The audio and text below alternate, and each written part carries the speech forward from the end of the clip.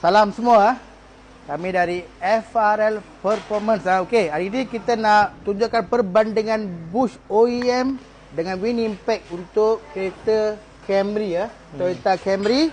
Okey, Bush asal dia macam ni ya. Macam Dia ada OEM sebab apa? Dia original pun macam ni juga. Original pun macam ni juga sebab dia ada dua longkang dan mudah pecah.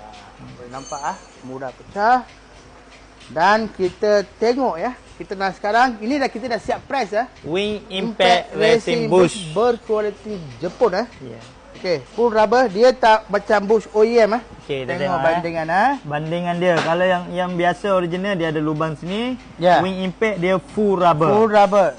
Okey, jom kita tengok. Okey bang. Macam Ada orang tengok asli lah, warna saja orang dah takut dah. Sebab apa? Orang ingat warna tu keras. Tengok dia akan duduk macam ni ya. Kita akan press keluar, kita akan masukkan full rubber Win Impact ini ya. Ya. Jom kita tengok. Okey, jom kita press. Mana bush dia yang ni?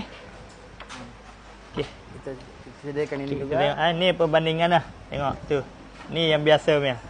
Dia dah. Ini dia OEM, Bush OEM. Bush OEM ini bukan tak boleh pakai. Dia takkan beri ketepatan 100% macam Win Impact Racing Bush ini. Fungsi Racing Bush ini bukan Racing Bush, ini akan full rubber. Ini berkualiti Jepun. Okey, jom kita tengok dia bandingan antara ni ini Win dua. Impact Racing Bush lah. Ni banding dua ni, tengok. Nampak? Kita tengok, kita bagi bandingan. Anda boleh nampak jelas. Ini mudah pecah dan ini tak mudah pecah. Okey. Kita tengok. Nampak dia ada goyang.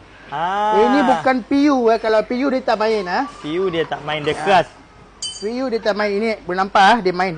Betul betul. Cantik bang. Ramai yang tanya bang, ini polypon ke atau PU ke Teflon? Tak ada. Ini full rubber. Full rubber berkualiti Jepun. Jom kita tengok ini apa.